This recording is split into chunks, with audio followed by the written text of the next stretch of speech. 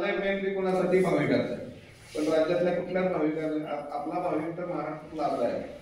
10 दिवस 20 दिवस 30 दिवस पण पायी जाणार आहे त्यामुळे तू एकाच रस्त्यावर जायला पाहिजे या मतात अजिबातच नाही म्हणजे पहिली याची मागणी दुसरी याची गरज आहे का या रस्त्याची गरज आहे का आता रत्नागिरी नागपूर हा मार्ग आणि आपला वर्धा गोवा मार्ग म्हणजे शक्तीपीठ हा जवळजवळ समांतर आहे काही ठिकाणी 2 किलोमीटरचं अंतर आहे आणि काही ठिकाणी 22 किलोमीटरचं अंतर आहे म्हणजे हा जर शक्तीपीठ रत्नागिरी नागपूर धरला तर हा कुठला आहे शक्तीपीठ म्हणजे असं जवळजवळ काही ठिकाणी 2 किलोमीटरचं अंतर आहे काही ठिकाणी 22 किलोमीटरचं अंतर आहे आता आणखी एक रत्नागिरी नागपूर आहे आणि सांगलीवाडीला शक्तीपीठ आहे 10 किलोमीटर सुद्धा अंतर नाही समांतर रस्ता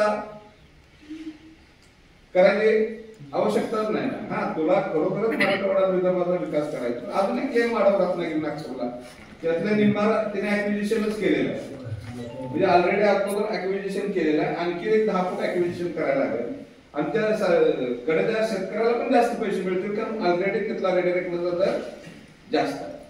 तिथला रेडी रेकनचा दर जास्त आहे त्यामुळे या रस्त्याची गरज नाही भाविकांची मागणी नाही आणि तिसरं त्याला मोबदला किती मिळणार हे लोकांचा प्रचंड गैरसमज आहे लोकांना काय झालं